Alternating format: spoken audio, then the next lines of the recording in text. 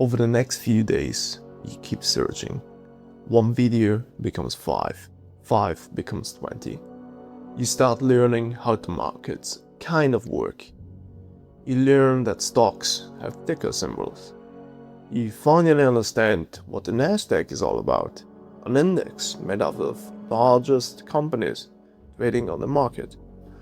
Then you discover the S&P 500, and you learn why there's the number 500 in the name. It's because, well, of course, 500 companies, 500 stocks grouped into a single index. Little by little, the financial world starts to become less confusing. At least, that's what you think. You learn about stocks, forex, futures, commodities, crypto, etc. The more you learn, the more interested you become. And with every video, every article, every new concept that clicks into place, you start to believe. You understand how it all works. For the first time, you stop thinking, what is trading?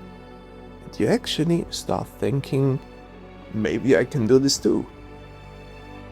Then you see it. A video showing a trading strategy, one of thousands that exist online. Something about it catches your attention. You didn't know why, but it just feels right to you. And before you fully think through it, you take your first real step. You open a trading account with a broker. It could be futures, forex, stocks, or even a prop firm. You deposit money.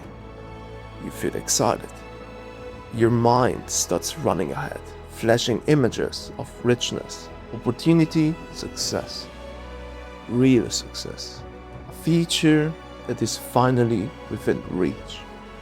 A future that is worth living. At this point, everything feels perfect. You just discovered a strategy, you've set up the broker account, your funds are in, and your motivation is high. You're ready to take your first trade.